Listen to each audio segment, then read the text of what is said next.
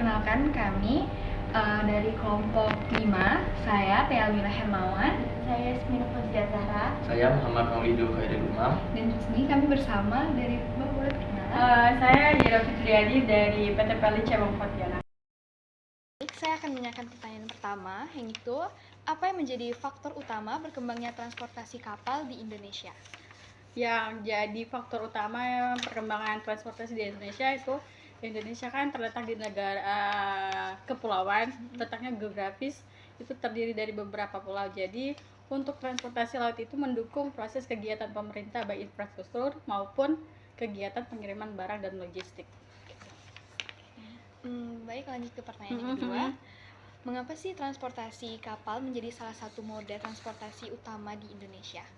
Karena karena Indonesia terletak di negara letak geografisnya maritim, terdiri beberapa pulau, jadi untuk menjangkau semuanya kita butuh transportasi laut gitu. Makanya jadi kayak moda transportasi utama. Betul. Karena kan kalau pakai via darat kan nggak mungkin kita membelah lautan gitu ya. Kalaupun pakai transportasi udara juga biayanya terlalu mahal. Iya betul.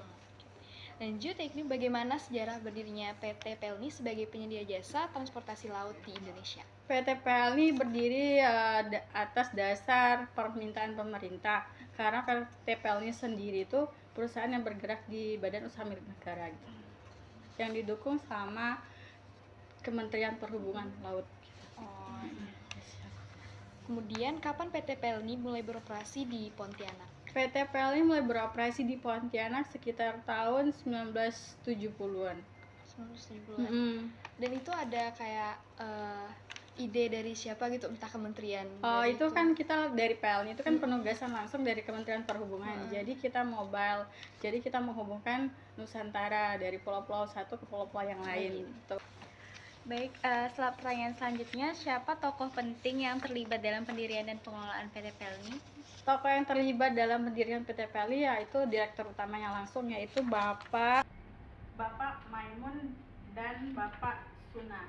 Itu mereka direktur utama PELNI yang mendirikan PT PELNI ini berdasarkan atas nama pemerintah.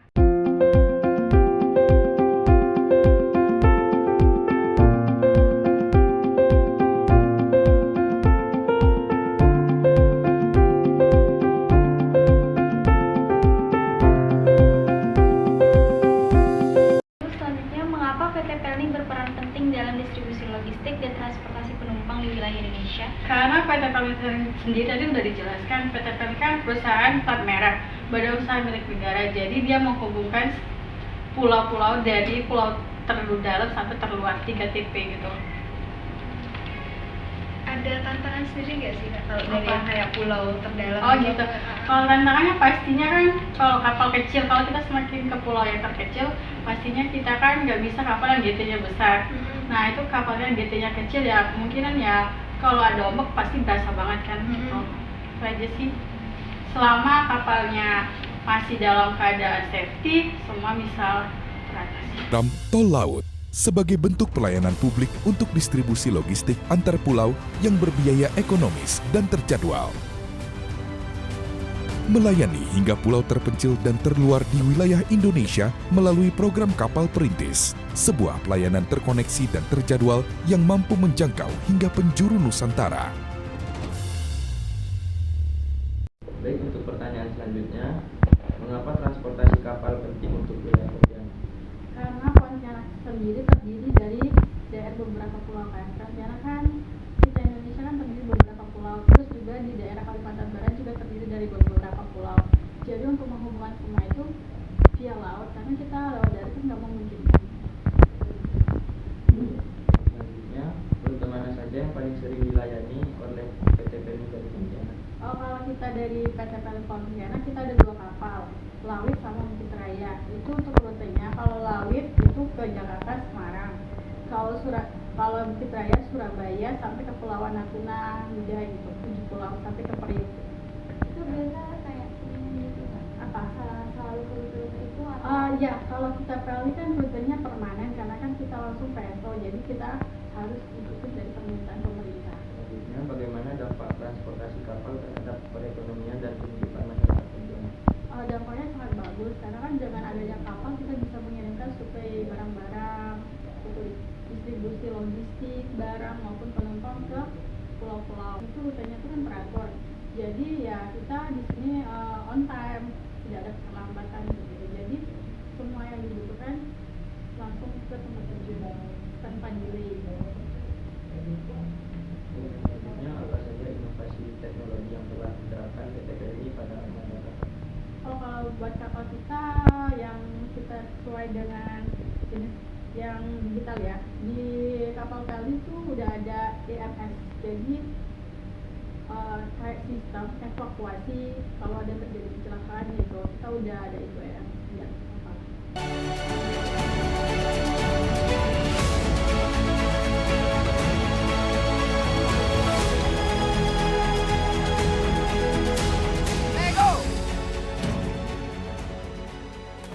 Pada kapal Pelni untuk meningkatkan nilai keselamatan penumpang dan penerapan terbaru SOLAS pada armada kapal Pelni.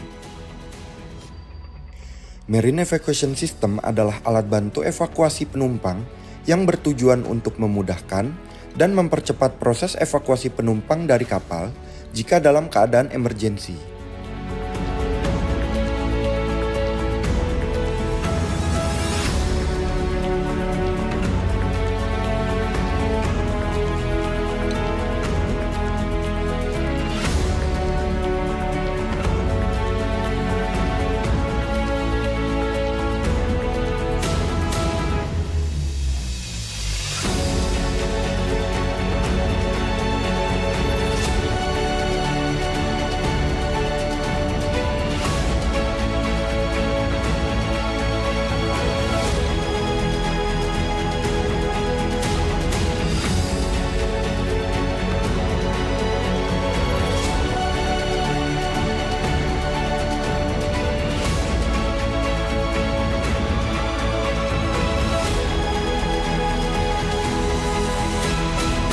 Nah, itu dia gambaran dari Marine Evacuation System atau MES, alat keselamatan baru yang dimiliki oleh Pelni. Jadi kita nggak usah apalagi kayak ada pelampung gitu, tetap ada. Tapi ini lebih comfortable gitu kan. Jadi penumpang langsung turun kayak ada apa ya, tempatnya langsung turun gitu, safety gitu. Karena udah terstandar secara internasional. Yang selanjutnya, siapa target pasar utama PT PLN baik untuk layanan penumpang maupun logistik? Untuk target PT PLN itu kita masyarakat yang menengah ke bawah, karena mohon maaf kita kan BSO, jadi biaya kita tuh tidak boleh terlalu tinggi berdasarkan dari pemerintah gitu. Jadi masih terjangkau. Iya, masih terjangkau. Kita juga kan masih subsidi dari pemerintah, jadi kan kita utamanya ke kesejahteraan masyarakat gitu. Selanjutnya, bagaimana PT PLN memanfaatkan media digital atau online untuk memasarkan? Cara kita memanfaatkan media digital itu kita via promosi. Jadi kan dengan adanya era digital, kita mau promosi kan lebih gampang kayak di Instagram, Facebook, via WA. Jadi penumpang nggak perlu lagi datang ke sini, cukup lewat aplikasi dia udah bisa pesan gitu. Gitu juga sama barang, itu juga kita semua udah berbasis teknologi. Apa jenis layanan transportasi kapal yang disediakan oleh PT PLN? Jenis layanan transportasi yang di PT PLN yaitu tadi upgrade penumpang, layanan barang, kayak gitu. Yang terakhir, bagaimana PT PLN merencanakan masa depan transportasi kapal dengan fokus pada inovasi, efisiensi, dan keberlanjutan? Transportasi kita pada inovasi kita ya tadi kayak armadanya kita udah EMS kan, jadi terus secara digital. Selain itu untuk layanan penumpang juga kita udah berbasis digital, jadi semuanya kita mengikuti zaman dan kita akan bertransformasi terus ke lebih baiknya. Jadi di atas kapal juga kalau penumpang kita ada upgrade layanan, jadi kalaupun penumpangnya butuh yang excellent kayak gitu, kayak seperti penginapan di hotel, di atas kapal kita juga menyediakan upgrade layanan gitu.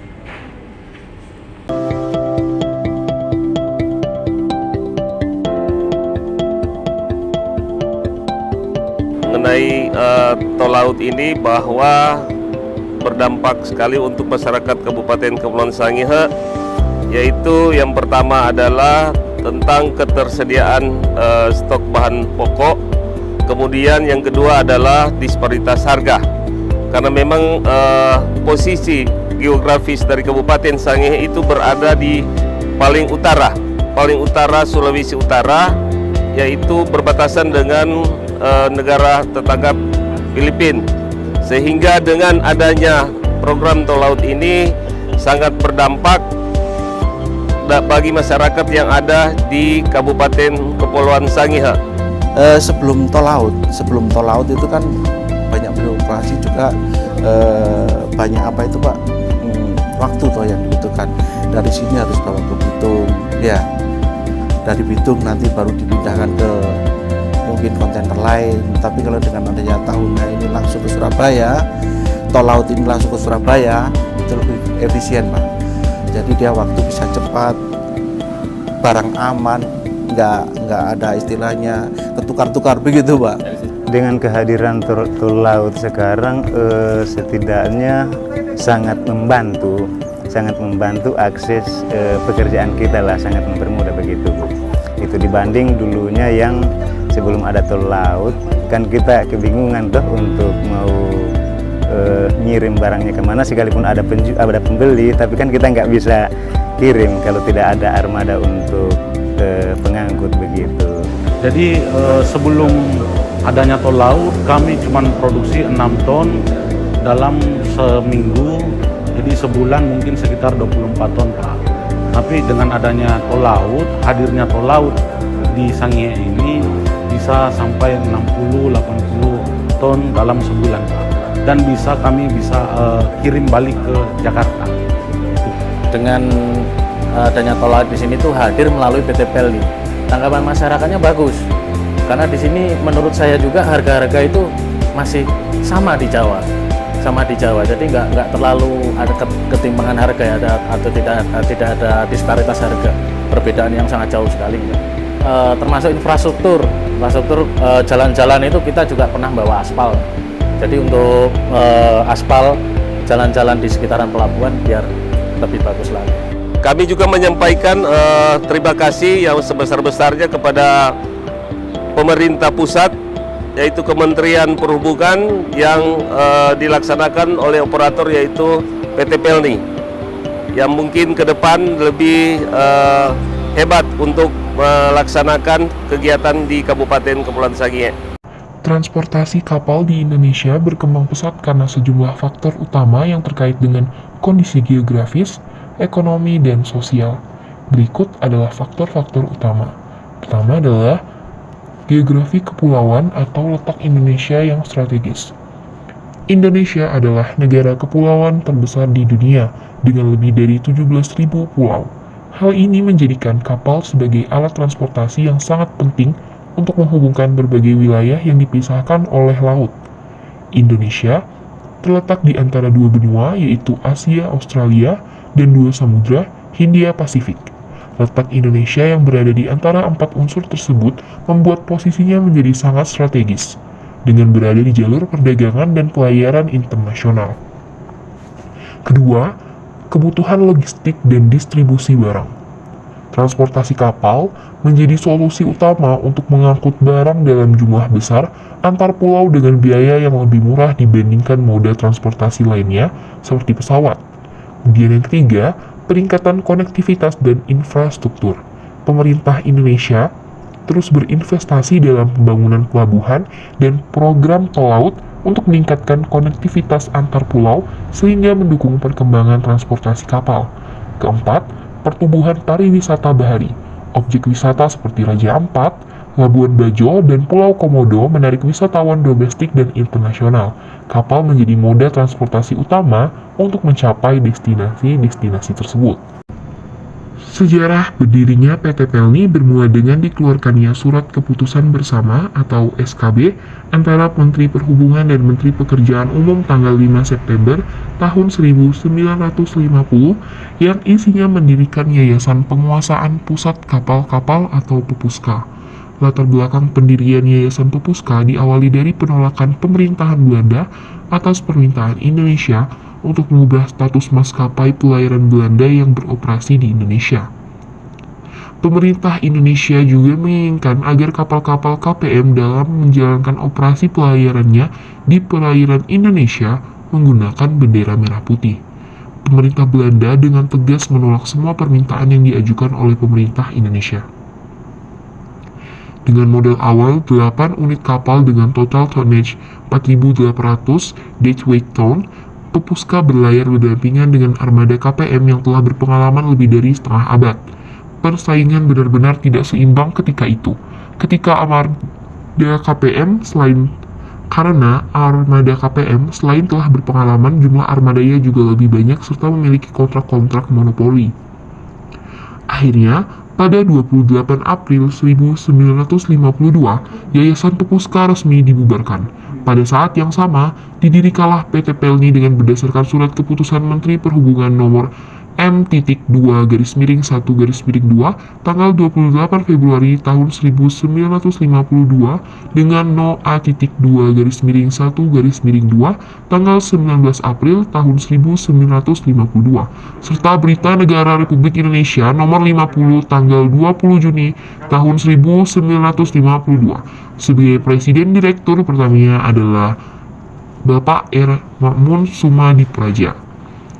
8 unit kapal milik Yayasan Pepuska diserahkan kepada PT Pelni sebagai modal awal karena dianggap tidak mencukupi, maka Bank Ekspor Impor menyediakan dana untuk pembelian kapal sebagai tambahan dan memesan 45 coaster dari Eropa Barat. Sambil menunggu datangnya coaster yang dipesan dari Eropa, Pelni mencharter kapal-kapal asing yang terdiri dari berbagai bendera. Langkah ini diambil untuk mengisi trayek-trayek yang ditinggalkan oleh KPM. Setelah itu, satu persatu kapal-kapal yang dicarter itu diganti dengan coaster yang datang dari Eropa. Kemudian ditambah lagi dengan kapal-kapal hasil pampasan dari Perang dan Jepang. Status PT Pelni mengalami 2 kali perubahan. Pada tahun 1961, pemerintah menetapkan perubahan status dari perusahaan perseroan menjadi perusahaan negara atau PN dan dicantumkan dalam Lembaran Negara RI nomor LN 1961. Kemudian pada tahun 1975, status perusahaan diubah dari perusahaan negara atau PN menjadi perseroan terbatas atau PT Pelni sesuai dengan Akte Pendirian nomor 31 tanggal 30 Oktober tahun 1975. Perubahan tersebut dicantumkan dalam Berita Negara RI nomor 562/1976 dan tambahan Berita Negara RI nomor 60 tanggal 27 Juni tahun 1976. Seiring dengan perjalanan waktu dan perkembangan usaha, perusahaan mengalami beberapa kali perubahan bentuk badan usaha. Pada tahun 1975, berbentuk perseroan sesuai Akta Pendirian nomor 31 tanggal 30 Oktober tahun 1975 dan Akte Perubahan nomor 22 tanggal 4 Maret tahun 1998 tentang anggaran dasar PT Pelni yang diumumkan dalam Berita Negara Republik Indonesia tanggal 16 April tahun 1999 nomor 31 tambahan Berita Negara nomor 2203.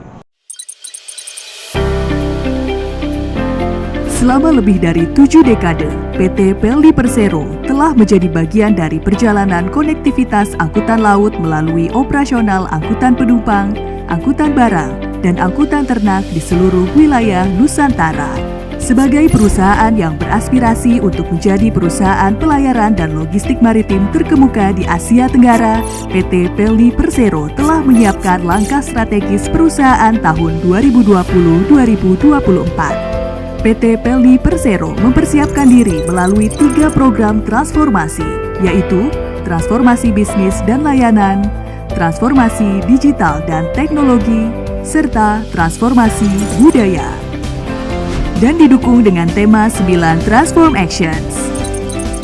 Transformasi bisnis dan layanan, bisnis angkutan penumpang, standarisasi layanan kapal Pelni melalui pembaruan kasur, renovasi toilet kelas ekonomi, antrian permakanan menggunakan sistem barcode scanner, dan pelayanan dapur. Diversifikasi bisnis komersial kapal penumpang melalui layanan MICE, layanan add-on, layanan pinisi, dan pemanfaatan waktu singgah kapal Pelni melalui layanan City Tour. Bisnis angkutan barang dan logistik. Implementasi pola hub and spoke tol laut sebagai upaya efisiensi dalam hal operasi sehingga dapat meningkatkan frekuensi kapal menyinggahi wilayah 3TP dan memiliki jaminan distribusi bahan pokok dan barang hasil pertanian serta barang penting lainnya. Penataan layanan muatan dan over bagasi.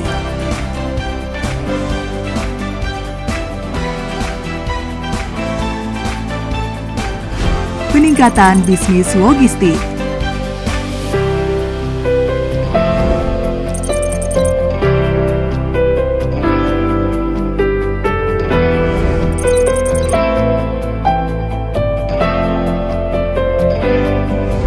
Bisnis penunjang.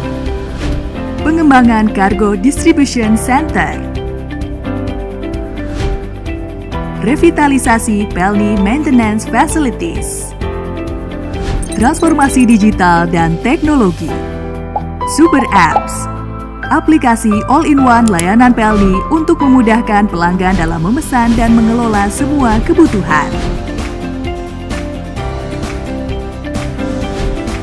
Penambahan channel pembelian tiket.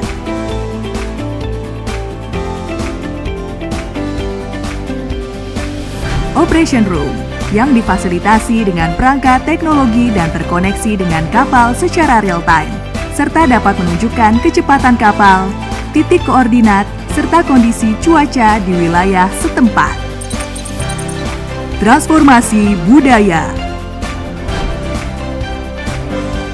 Sejumlah 205 orang pegawai termasuk dalam BOD-1 dan BOD-2, di mana 26% diantaranya adalah perempuan dan 57% diantaranya adalah milenial.